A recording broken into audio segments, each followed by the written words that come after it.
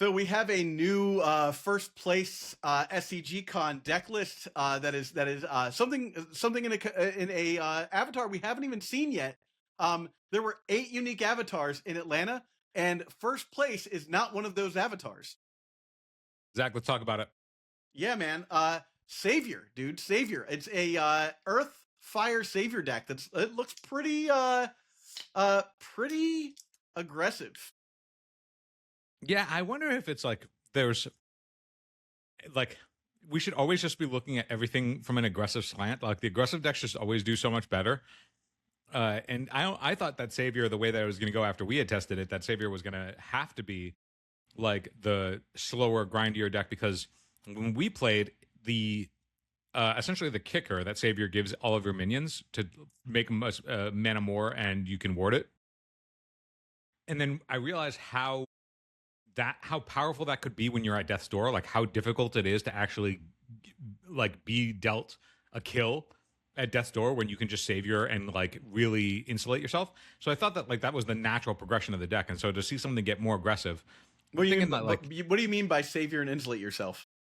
Like when we practiced and when we like tested Savior, when you put me to death's door, it like took you so long to break through.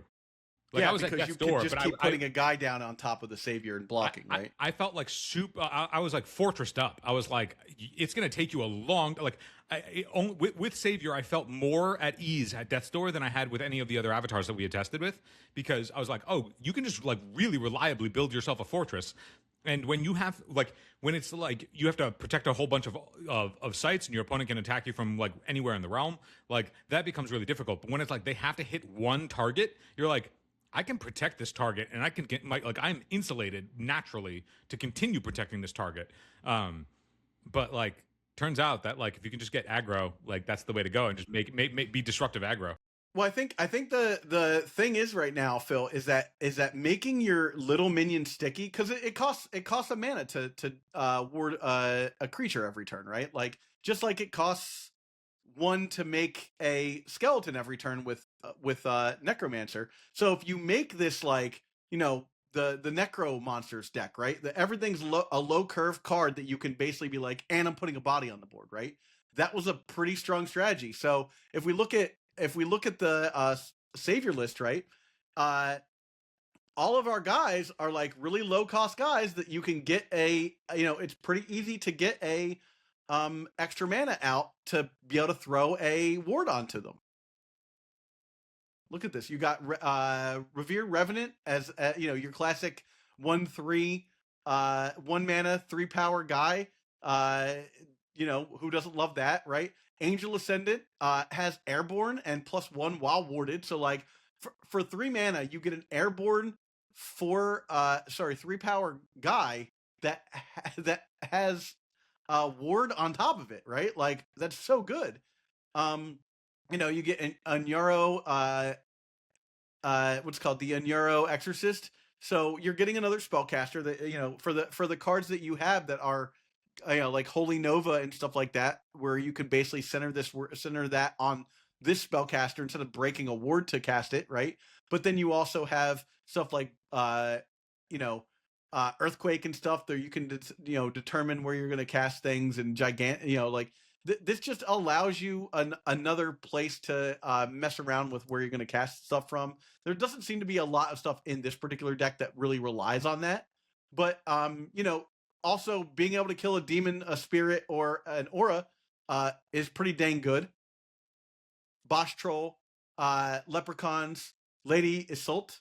Lady Iseult is so good in this deck, right? Like, because think about it, Phil. If you ward Lady Iseult already, she's super sticky, and then all of your minions that are already sticky come back, and then you can just cast them again with another ward on top of them. You've got Warhorse, for your speed, Fanatic, all these 2 mana 2 power guys with charge, right? Like just get in there, right? And then you have Order of the White Wing that basically makes it so that anything that gets cheated in or like comes in off of like a return to play effect or whatever just immediately gets banished. Quarrelsome Kobolds for more, Quarrelsome Kobolds, Red Cap, prowess for your classic, like, here's some more aggro, right? And then Shield Maidens, which is super protection against your opponent's. It's like you already have protection with uh ward, right? But on top of that, like, if any, this just stops Poison Nova. Boudica, always a great choice if you're going to be playing your, like, aggro deck. Gargantua is a great mid-range guy. Saracen Raiders for more aggro, and then the top end is Archangel Michael. This is a very low to the ground deck that just basically is blasting out super fast beats and then making the whole thing very sticky. Today's video is sponsored by Moxfield. They just dropped an advanced search engine for Sorcery the Contested Realm. If you want to browse every available card or dig deep with powerful search filters, head over to sorcery.moxfield.com. You can even click on the search syntax button on the main page to see all the terms you can use. And don't worry, when new cards are revealed from official sources, Moxfield updates quickly. Now on to the show. Yeah, the value of just being like all of this charge, like once you ward plus charge, just functionally acting as removal spells, like the in combination of that plus Gift to the Serpent, like, okay, so you have lethal charge and warded minions all potentially very early on in the game, and it's just like, okay, so it doesn't matter what size your opponent's stuff is, you know. And what's also nice about this too is that, like, the being cheaper and then warding, the ward can keep up with stuff like Necromancer, where they're just pumping out 1/1s. Like, they can't now, like, as reliably tag team. Like, you can trade your mana, like your wards get to trade for their 1/1s. And so, like, if you're spending mana, they're also spending mana, but you're spending mana to, like, improve minions that you want to play, where they're spending mana and they're, like, static at capped 1/1s. And so, like, there are different things that matter, but also, like, Shield Maidens, like, I think the value goes up against Necromancer. Like, if you could just, you have Shield Maidens around, you just blank that whole army.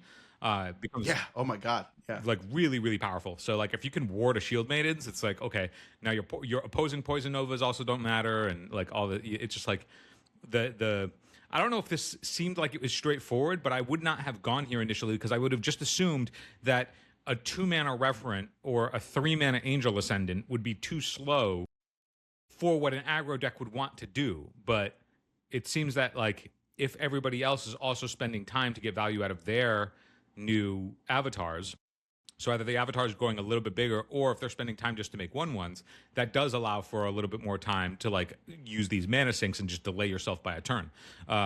We don't see it when you first were like, yeah, Aggro Savior. I was like, oh, are they just really utilizing, like, the 2-mana sites, like the sites that produce 2 mana, to, like, get themselves ahead of the curve, so they can stay one ahead of the curve to, like, get the savior thing. And then when that wasn't it, I was like, I guess you just don't even need it. And, like, clearly you don't. First place. Yeah. Yeah, and if you look at, like, this deck has a couple of sweet little cards in here, right? Like, Gift to the Serpent, drawing a card, killing a guy, awesome. But what if you Blaze of Glory after you Gift to the Serpent and just, like, get rid of everything? You've got your own little, like, Poison Nova at home situation here. Holy Nova is so sick if you can just, like, wipe your opponent's board with it. Being able to use the wards to, like, play this wherever you want, but also, like, it's just fine to just cast this and, like, kill, like, a couple of guys, you know? Like, if you can trade 2 for 1 for this, especially in a world where there's a ton of skeleton tokens out, like, you can basically just, like, start your opponent over at, like, 2 or 3 mana, especially if you're able to be like, oh, okay, cool, this only hits enemies, so it's like, it's a one-sided wrath sometimes. And the again, the ward just trading for damage can also make this bigger, because this only hits enemies. You can just, like, attack your own minions just to break the wards, but get some damage onto something, and then Holy Nova to finish them off. Yeah. Of course, Smite, which just, like, strikes, like, can banish evil but strike anything else. You've even got a little bit of mid-range in here to be able to be like, okay, I've got a control card in Earthquake, which can mess with people's mana. It can also just, like, make it so that your opponent doesn't get to, like, hide behind, like, gnome hollows or something like that. Yeah, I think Earthquake And if we look, Earthquake is a means by which you can just, like, all right, I'm going to mess up your pebbled paths. I'm going to mess up, And then if we look at like, let's look at the sites here. There's nothing crazy happening. 4 active volcano, 4 fertile earth, 3 active volcano, 3 fertile earth, 3 consecrated grounds, throw in a desert, right? Fields of Camelin, sure. This is sick because I think that kill the rest to me reads destroy the rest. And if you have a bunch of your stuff warded, like your opponent just like loses all of his guys and you still have an army on the board is pretty ridiculous. That has to be it, right? Like that's the value Yeah. of that card is it's a one-sided plague wind. Yep. Forlorn Keep for your all of your Penitent Knight beats. Funeral Pyre for a little hate. Hillside Chapel. You may pay. So this is you can just ward a guy when this comes in. Pilgrim Shrine. When a minion leaves here, transfer the site's ward to it. Huh. It just has ward and like gives somebody ward when they leave it. So cool. That's Purgatory. The value of that too is like you can put one of your charged minions onto it and then leave with the ward and Sick. hit. Yeah. That's actually pretty cool. Now remember, you can't have 2 wards on a guy. Sometimes people are like, "Oh yeah, I'll just stack wards on these guys." It's like you can a creature that is warded cannot be warded, and obviously evil minions cannot be warded. So then we've got Pilgrim Shrine. Purgatory. Whenever an evil minion dies nearby, its controller loses 1 life. That's like you don't have any evil minions, so like that's just all gravy. We got 4 more deserts, a step, and then Troubled Town, which allows you to cast a townsfolk from your collection to this site. What else do they have in their collection here? Divine Healing? Huh. I don't know where they're casting that Divine Healing from. Divine Healing, Townsfolk, Penitent Knight, Lava Flow, Poison Nova. I feel like, Phil, this is like if your opponent is playing like Legions of Gaul, they might take the wrong shit. Right? I mean, I think that like the capacity for this is like, yeah, you're just like looking and I don't like, see any other way to cast anything from there. It's like you're trying to throw people off thinking that you have silver bullets. Yeah, that's it, right? That's interesting. You're just like, I'm going to put some Poison Novas in my board, and maybe you'll think that you need to take those instead of the Penitent Knights or the Townsfolk. Yeah, because there's not a card, there's nothing in here that's saying you get to like swap. There's not like a trade encampment style thing, right? Yeah, no, that's funny. What a tease to just be like, I'm just gonna do this. But Phil, so that's one of the decks, obviously the first place deck. So we get a bit of an idea about where the format's headed. This is like value aggro, right? Like aggro deck plus ward, right? Like, or aggro deck plus necromancer guys plus skeletons. Let's look at, there's another somebody posted up their Zac, 4th place list question as for well. you. I want to go look at that. There's the what was the, I mean, there's no Ring of Morgan in this deck, but like the Ring of Morgan talk of like the cards that it's like you always play them no matter what, right? And it seems like that, like Ring of Morgan has, I see a lot of deck lists without Ring. So I think that like the what Ring used to be of like the always played it, now the pool might be deep enough that you just don't always have to. But so far, pretty much every list that I've seen is playing whatever Omphalos is in its elements. Do you think the Omphiloses are in that space that like there's always just gonna, like you always just have the Omphalos? No. Like this is an aggro deck, but like it's also Omphalos. Okay, so if you're an aggro deck, I definitely think Omphalosing or Omphalos or whatever the hell that thing is a smart thing to be doing, because like, sure, why not double spell, right? But like a deck like mine that's playing 3 colors, right? Like if I'm playing Enchantress, I'm playing 3 elements. So there's gonna be times when it just dead draws itself, right? But then there's also the fact that like I can't double spell a lot of the times, until the like late game. So like I'm just paying 4 mana for something that's like a target for my opponent, which is not nothing in Enchantress, because then maybe you'll hit that instead of my my abundance or something like that.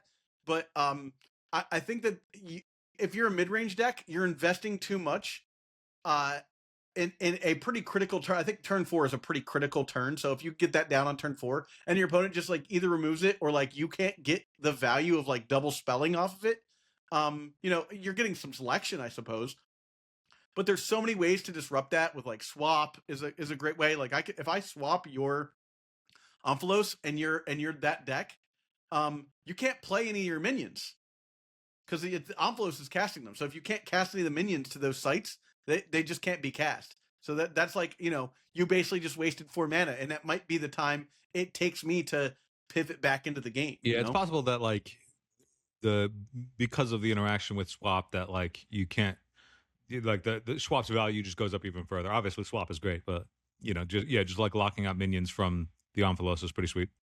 Hey everybody, you know it would be both unique and exceptional if you joined us at patreon.com/Eternal Durdles under the Magicians tier to get all of our sorcery content. By joining us, you help us pump out more elite content for you. Now back to the show. Well, let's talk about this 4th place Harbinger Dude, deck. I love seeing deck lists where we have to like eat our own words. Like you and I were both like, yeah, I just don't think Harbinger's there. And they were like, well, what if you just got the discount and then you just didn't care that you had to go into the void? Yeah. Yeah, no, like this is, and man, there's 37 minions, 17 magics, playing toolbox, playing Book of the Dead. Book of the Dead reads 5 mana, Book of the Dead, unique document of on forbidden rights. Once per turn, spellbearer may cast a dead minion, which becomes undead and is banished if it dies. There you go. There's basically an Umphalos in this deck too, right? Like that's a mid to late game. Like I'm gonna be playing guys out of my graveyard now. Yeah, I mean this one is, I think, while still has an aggressive slant, is I think a lot thicker. Like this one's got a lot more meat. Yeah. Well, this is, you know, first off, for people who don't know, again, Phil, this avatar was not in the top 8 in Atlanta, so that's 10 viable decks so far from Gothic for different avatars, right? So this avatar reads 20, 1 power, tap player draw site, and it says on setup determine 3 random squares. Once on your turn, you may cast a minion to one of them for 1 less. So basically, this allows you to kind of like jihad onto your opponent's sites if you roll well, right? Well, I'm saying that like the clever part of not rolling well is you can cast it onto those squares, but if you don't have to put a site there. Am I thinking about this incorrectly? Like if you have something with Void Walk, you can just cast it to that. Oh yeah. I mean, that's the whole idea. Is that's like the whole idea. You have Void Walk minions, so and you clever. can just yeah. Harbinger's a Void Walker. I mean, we should have known. Yeah, well, yeah. I mean, that was what I was thinking. It you know, you want to be a Void Walk deck because then you're already putting stuff behind enemy lines, but it also just allows you to be like, I have like, if you play a thing there, I'm going to play my other guys there. You know, like I'll put my Gargantua to that spot. You know, and at a discount. You know, and you're also giving yourself a discount. Like even if the spot that you want to put it in is not like the most advantageous, if it allows you to 2-spell, you know, that's not the worst. So this deck is running Autumn Unicorns. Kroll Morlocks is a new card. They're a 3 mana, 3 power guy with Burrowing and Void Walk. Gibbous Night Gaunts. 3 air, it's an air, 2 air threshold for a 3 and 3 power. Airborne Void Walk. Headless Haunt, Phase Assassin, Root Spider, Sir Boars the Younger, which is one we probably haven't seen in a very, very long time, if at all. I've been seeing a lot of decks include Sir Boars recently. Yeah. So this is enemies lose stealth, and range 2, and it's a 4/2. I think that the value of Sir Boars has gone up as people recognize the value of stealthing. Like between and stopping your opponent from taking your guys, right? Like with infiltrate. Between Aino and just like natural things to like give minions stealth. I think that like having this piece in your deck to like just remove that without having to figure like, you know, play mass removal or whatever. I think Sir Boars the Younger, I think, is one of the biggest gainers from Gothic, to be honest. At least in all of the... For anybody who wants to write an article for EternalDurdles.com, you can hit me up at ForcePhil on Discord, and I'll publish you. A lot of the articles that we've been getting that have deck lists in them, people have been including a lot of Sir Boars the Younger and any deck that can support Very cool. Yeah. Gargantua, which is, I think, one of the better Earth minions from this set. Elite Beast. 4 for 4. It has 3 Earth thresholds, so you got to be an Earth. And then it gets to drag an adjacent minion to it, disabling it in a cocoon until another unit at its location taps to free it. So even if your opponent just comes next turn and taps and frees a guy, like they're still losing a minion for like a couple of turns. Because they have to get to that site, right? Then they have to tap their guy. Then yeah, sure, I guess the other guy's not disabled anymore and it can do stuff, but like basically they just wasted 2 turns to go out of their way to like, basically save Frodo. And then you've got Pudge Butcher, you've got Sir Percival, which Sir Percival is a funny one, man. It's on rate. It's above 4 rate for a 4/5. Yeah, that's what I'm saying. Like it's like it's an above rate like fine guy to have, and it's just 4 for a 4/5. And the rest of the text on that is flavor text. Do you like, think if you happen to draw a card from it, neat. But most of the time, you're just going to be playing as a 4-mana 4/5. Do you think that they're gonna go back to power and toughness? No, this is specifically for knights, and it was kind of people really didn't like it. They were like, "Don't make this Magic. Like, let's not do." I that. liked the power. They and might toughness. if they do more knights or something. I like the dials. I do think that having not square statted guys it makes sense. But that it seemed like people were just like not into that. I don't know. I personally I'll go with either one. It doesn't like it's not hard for me to parse. I like so the, it doesn't really make that a difference. it can tell even more stories. Like I get that the knights are they did it all for the knights, but like if you had a defensive knight versus a really aggro knight, like you could convey that a lot easier. Mm-hmm. Yeah, that's why like and that's how like the Green Knight is kind of cool. He's a 3/7. Like he could take a beating, and he like wants to take a beating. I've never seen Tristan cast, but like Tristan being a 2/4 that like locks other things down. It's like, oh yeah, this guy doesn't want to fight. He's not trying to fight. All right. Archangel Gabriel. That is the air Archangel with 4 power, ward and airborne, and it says Genesis. Another allied minion, they draw a spell which only they can cast. Yeah, that's pretty cool. A 5 mana 4 power airborne ward that draws a card, still great. Yeah. Dapril, Hounds, Renatus Trueblood. I mean, if you're playing air, I think in a mid-range air deck, these are all like must-haves. Sir Galahad, I think again, like if you're in this particular thing, like it just like Sir Galahad's awesome, and the fact that like spirits, demons, and undead don't deal damage to him is actually a pretty big deal. Of course, Grandmaster Wizard, Lord of Greed is an interesting choice here. I suppose like taking your opponent's stuff is fine. I like Lord of Greed in a deck that's playing. I don't know if you know this trick yet, Phil. Rolling Boulder. Tell me about it. So if Lord of Greed throws the Rolling Boulder, he goes with it. It just comes back to him. Oh, because at the end of the turn, he picks it back up. I see. Oh yeah, he's just like wow, and then it comes right back to him. So he just boomerangs the Rolling Boulder because he's constantly not dropping it when it rolls. He's not. He's throwing. Yeah. Nosferatu is a value minion. Nosferatu is 6 for with 3 air for a 4 power guy. Unique undead, airborne burrowing. Summon. So Deathrite is resummon Nosferatu beneath your starting square. If he dies again this turn, banish him instead. It's just a very sticky guy. This card, Ophanim, I guess. It's an angel, elite angel, wheels within wheels, airborne, movement +1, void walk and ward. It's 6 mana and 3 air threshold for a 4 power guy. So it's a big commitment. And then finally, Ultimate Horror. This is one of my all-time favorite cards, Phil. Ultimate Horror. Genesis summon each other undead void walk minion to a nearby site or void. Just like, whoops, my whole deck is back in play. Yeah, then this is the big baddie, right? Like 8 mana, like an insane Genesis. Like this is the reason to build the deck is you get to this payoff. Yeah, and then Browse, Casting Exile, 4 Gift of the Wolf, 4 Lightning Bolt, 4 Grapple Shot, 1 Earthquake, and 2 Whirling Blades. Bro, this is almost an air, like a Avatar of Air deck, but like you're hedging on my stuff is cheaper and I can play it wherever I want versus like, play it wherever I want as in like, hopefully I rolled well, versus like I get to do extra movement. The insane values of just being able to look at these the cards that have cantrips, the gifts, the gift cycle. Just every deck Mhm. plays for the gift cycle because draw cards so Yeah. powerful.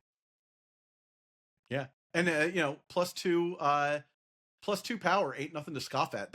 And the cool thing about +2 power is it's like that keeps your guy alive sometimes. +2 power on a 2-mana cantrip is also like above rate. Like you get to draw a card Yeah. and it's 2 for 2. Yeah. All right. And then City of Soul, City of Glass. The classic, like all the other these are all mana based. What's the word I'm looking for? Mana based sites. They do have base in Apex of Bobble, which I think if you're going to be playing these elements, like why not? Let's try it. Well, if you can support it, like they're only playing 2 of the 3 possible bases, so you know, I think that's smart. There's a world where they're like, if we can do it, let's do it, and they want to see the base before they see the apex, because you really don't want to you don't want to put the apex if you don't have the base. Yeah, no, that would be terrible.